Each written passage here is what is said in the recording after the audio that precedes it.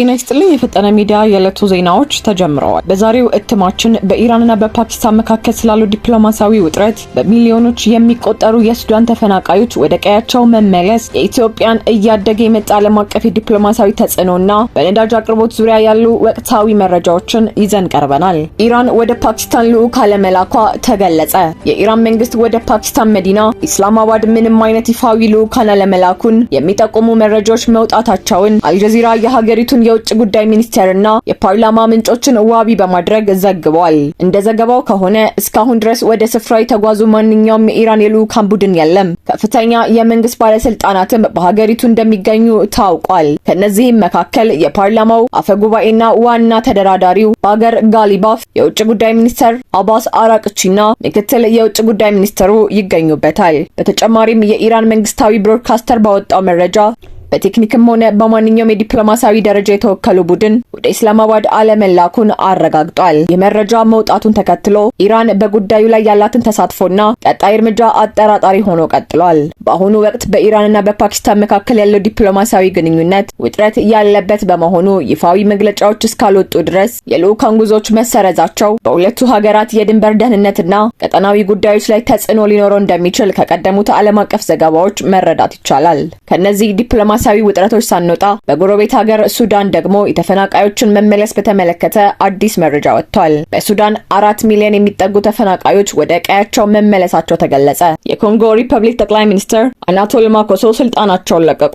በኮንጎ ሪፐብሊክ የፖለቲካ መዋቅር ውስጥ ከፍተኛ ለውጥ እየተካሄደ ይገኛል። ከ2021 ጀምሮ በሱዳን በተቀሰቀሰው ደም አፋሳሽ ጦርነት ምክንያት ተፈናቅለው የነበሩ ወደ 4 ሚሊዮን የሚጠጉ ዜጎች ወደ መኖሪያ ቀያቸው መመለሳቸውን ዓለም አቀፍ የስደተኞች ድርጅት አስታወቀ። ድርጅቱ ባወጣው የቅርብ ጊዜ መግለጫ እንዳመለከተው ምንም እንኳን የተፈናቃዮቹ መመለስ የሚበረታታ ቢሆንም በቂ ሰብአዊ ድጋፍና የመሰረተ ልማት ግንባታ ካልተፋጠነ ሂደቱ ዘላቂ ሊሆን እንደማይችል አስገንዝበዋል። በተለይም ወደ ቀያቸው የተመለሱ ዜጎች መሰረታዊ አገልግሎቶችን ማግኘት ባለመቻላቸው ዓለም አቀፉ ማህበረሰብ ድጋፉን እንዲያጠናክር ድርጅቱ ጥሪ አቅርቧል። እንደ IOM መረጃ በፈረንጆቹ ሚያዝያ 15 ቀን 2023 በሱዳን ጦርና በፈጣን ድጋፍ ሰጪ ኃይሎች መካከል ግጭት ከተቀሰቀሰ ወዲህ ወደ 12 ሚሊዮን የሚጠጉ ሰዎች ከመኖሪያ ቀያቸው ተፈናቅለዋል። ከነዚህ ውስጥም 9 ሚሊዮን የሚጠጉት አሁንም በሀገር ውስጥ ተፈናቃይ ሆነው ይገኛሉ።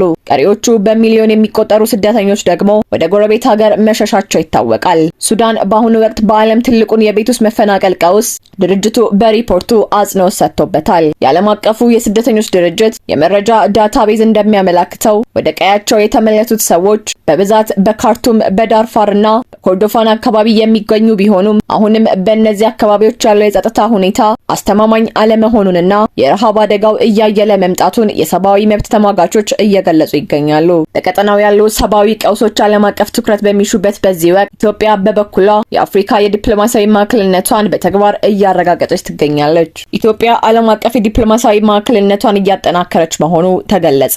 ኢትዮጵያ ባለፉት ወራት ስትራቴጂካዊ የዲፕሎማሲያዊ ማዕከልነቷን በተግባር የሚያረጋግጡ የበርካታ ሀገራት መሪዎችንና ከፍተኛ ዲፕሎማቶችን ጉብኝት ማስተናገዷን የመንግስት ኮሚኒኬሽን አገልግሎት አስታወቀ። ጠቅላይ ሚኒስትር ዶክተር አብይ አህመድ ሰሞኑን በአዲስ አበባ ከቡሩንዲ፣ ከላይቤሪያና ከፖርቹጋል ከፍተኛ መሪዎች ጋር ውጤታማ የሁለትዮሽ ውይይት ማድረጋቸው ተገልጿል። ከዚህ በተጨማሪም የብራዚል፣ ቱርክ፣ ማሌዥያ፣ ጣሊያንና እስራኤል መሪዎች እንዲሁም የቻይናና የእንግሊዝ የውጭ ጉዳይ ሚኒስትሮችና ከፍተኛ ዲፕሎማቶች ወደ አዲስ አበባ በማምራት ከጠቅላይ ሚኒስትሩ ጋር መክረዋል። እንደ ኬንያ፣ ደቡብ አፍሪካና ታንዛኒያ ያሉ ከ9 በላይ የአፍሪካ ሀገራት መሪዎች በሁለንተናዊ አጋርነት ዙሪያ በአዲስ አበባ መክረዋል። በ39ኛው የአፍሪካ ህብረት ጉባኤ ጎን ለጎን እየተከናወነው ከ15 በላይ የሁለትዮሽ ውይይቶችም የአገሪቱን መሪነት ዳግም አድሰዋል። ኢትዮጵያ በብሪክስ ጉባኤ ላይ ለመጀመሪያ ጊዜ እንደ ሙሉ አባል በመሳተፍ የጂኦፖለቲካ ተጽዕኖዋን አረጋግጣለች። እንዲሁም በቤጂንግ የቻይና አፍሪካ ትብብር ፎርምና በአዘርባይጃን በተካሄደው ኮፕ 29 ጉባኤ ላይ ያሳየችው ተሳትፎ ለሀገሪቱ ተሰሚነት አዲስ ምዕራፍ ከፍቷል። በጅቡቲ፣ ሶማሊያና ደቡብ ሱዳን የተከናወኑ የሰላም ጥረቶች እንዲሁም ከዓለም ባንክና ከዓለም አቀፉ የገንዘብ ድርጅት ጋር የተደረጉ ታሪካዊ ስምምነቶች የአገሪቱን የድርድር አቅም ወደ ላቀ ከፍታ አሸጋግሮታል። ይህ ተከታታይ የዲፕሎማሲ ስኬት ኢትዮጵያ በአፍሪካ ቀንድና በዓለም አቀፍ መድረክ ያላትን ስትራቴጂካዊ ፋይዳ በግልጽ የሚያሳይ መሆኑን የመንግስት ኮሚኒኬሽን አገልግሎት መረጃ ያመለክታል። እንደ አውሮፓውያን አቆጣጠር በ2024 እና በ2025 መጀመሪያ ላይ ኢትዮጵያ በብሪክስ አባልነት በይፋ መቀላቀሏና ከአይ ከአይኤምኤፍ ጋር ያደረገችው የማክሮ ኢኮኖሚ ማሻሻያ ስምምነት ሀገሪቱ በዓለም አቀፍ የገንዘብ ተቋማትና በጂኦፖለቲካው ረገድ ያላትን ተሰሚነት ከፍ ማድረጉን የዓለም አቀፍ የዜና ምንጮች ያረጋግጣሉ። በተጨማሪም አዲስ አበባ የአፍሪካ ህብረት መቀመጫ እንደመሆኗ በጉባኤዎቹ ወቅት የሚደረጉ የሁለትዮሽ ውይይቶች የቀጠናውን ዲፕሎማሲያዊ አቅጣጫ በመወሰን ረገድ ጉልህ ሚና አላቸው። ኢትዮጵያ በዲፕሎማሲያዊ መድረክ ስኬቶችን እያስመዘገበች ቢሆንም በሀገር ውስጥ ያለው የነዳጅ አቅርቦትና የሎጂስቲክ ፍሰት ግን አሁንም የአሽከርካሪዎችን ቅሬታ እያስከተለ ነው። የነዳጅ ጭነት ወደ ቀድሞ ሁኔታ ተመልሷል መባሉ ሐሰት መሆኑን አሽከርካሪዎች ገለጹ። ከጅቡቲ ወደ ሀገር ውስጥ የሚጓጓዘው የነዳጅ መጠን ወደ ቀድሞ ሁኔታው መመለሱንና ችግሩ መፈታቱን በተመለከተ በማህበራዊ ሚዲያ የሚናፈሰው መረጃ ከእውነት እየራቀ መሆኑን በዘርፉ የተሰማሩ የቦቴ አሽከርካሪዎች አስታወቁ።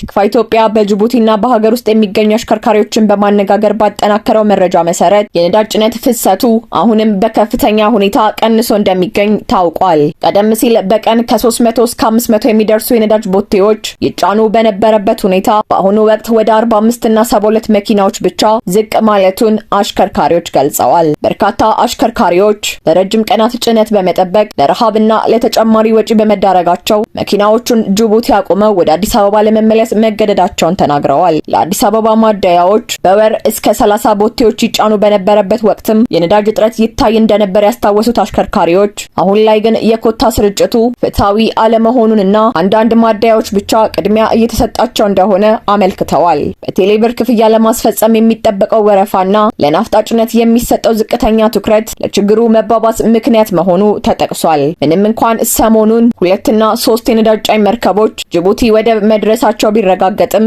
በየብስ ትራንስፖርት በኩል ያለው የመጫንና የማሰራጨት ሂደት ግን አሁንም በከፍተኛ መቀዝቀዝ ላይ እንደሚገኝ አሽከርካሪዎቹ አጽንኦት ሰጥተው ተናግረዋል። በኢትዮጵያ ያለው የነዳጅ አቅርቦት መቆራረጥ ከውጭ ምንዛሬ እጥረትና ከሎጂስቲክስ ሰንሰለት መስተጓጎል ጋር ተያይዞ በየጊዜው የሚጋጠም ችግር መሆኑ ይታወቃል። የመንግስት የነዳጅና ኢነርጂ ባለስልጣን በቅርቡ አቅርቦቱን ለማስተካከል እየሰራ መሆኑን ቢገልጽም በመሬት ላይ ያለው ሀቅ ግን አሁንም ማደያዎች ላይ ረጅም ወረፋዎች እንዲታዩና አሽከርካሪዎች ስራ እንዲያቆሙ እያደረገ መሆኑን መረዳት ይቻላል። ለዛሬ የያዝናቸው ዜናዎች እነዚህ ነበሩ።